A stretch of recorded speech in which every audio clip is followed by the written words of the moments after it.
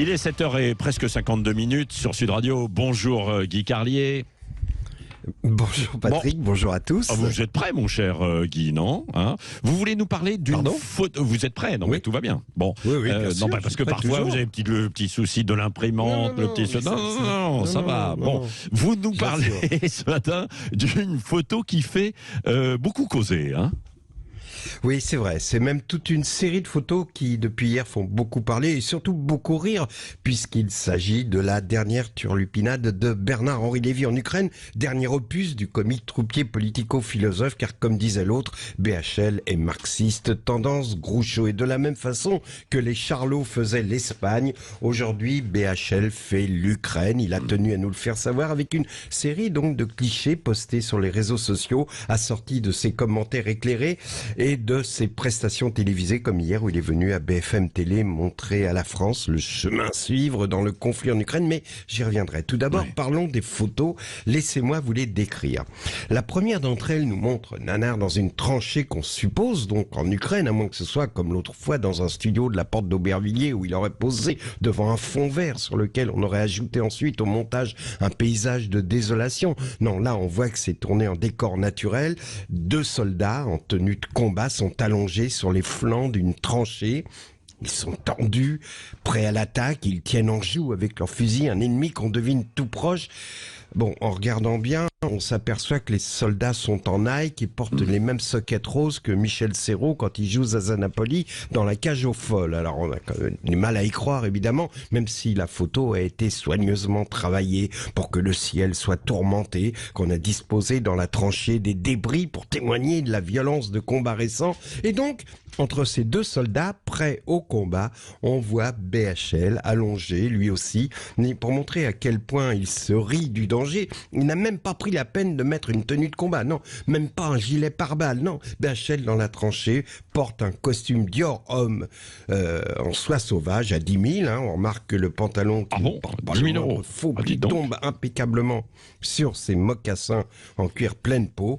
Oui, parce que quand il part au combat, BHL ne porte pas de Rangers, ça irrite les oignons de ses orteils et puis c'est vulgaire les Rangers. Non, il fait la guerre en berluti parfaitement ciré car il n'a pas oublié de les mettre devant la porte de sa chambre de palace de Kiev afin que le personnel lui cire pendant la nuit. Donc, BHL est allongé entre les deux combattants ukrainiens.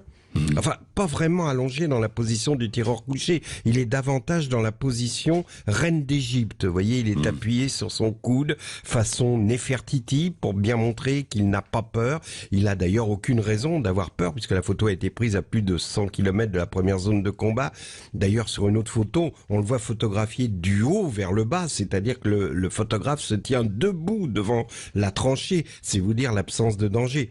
Mais surtout, si BHL se tient sur son coude, c'est pour éviter de tacher son diorhomme, parce que les traces de boue sur la soie sauvage, ça part pas au pressing, même chez Pouyanne. Vous l'avez compris, c'est un nouvel épisode grotesque que nous offre BHL, dont l'ego est tellement boursouflé qu'il n'a pas conscience du ridicule, que chacune de ses interventions fait l'objet d'un immense éclat de rire. On n'a pas oublié BHL en Afghanistan, BHL se met sur la pointe des pieds pour paraître plus grand que les héros kurdes, etc.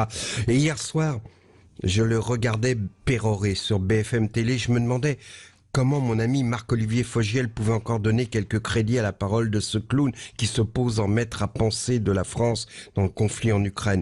Et là, j'ai eu honte pour notre pays. À la limite, je vais vous dire, je préfère Lalanne, parce que dans son délire, il a une forme d'authenticité, une forme de sincérité.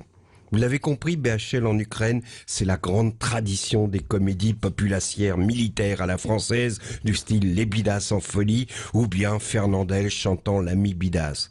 Quoique BHL, c'est peut-être Bidas, mais sûrement pas notre ami. Avec l'ami Bidas, on se quitte jamais, attendu qu'on est tous deux natifs d'Arras. Fernandel, merci Guy Carlier. Vous ne partirez pas en vacances avec BHL, hein, ça c'est sûr. Et il est rhabillé à prix d'or J'ai déjà pour l'automne. passé pas des pour l'hiver. vacances avec lui. Ah presque. bon, bah d'accord. Je vous raconterai ça un jour. C'est pour ça, évidemment. Je vous raconterai mes Bon. aventures africaines. Oui. Bon, très bien, merci Guy Carlier. C'est à réécouter évidemment sur notre site et puis sur les réseaux sociaux. Dans un instant, le journal de 8h. Il est 7h56 sur Sud Radio. Le Grand Matin Sud Radio revient dans un instant.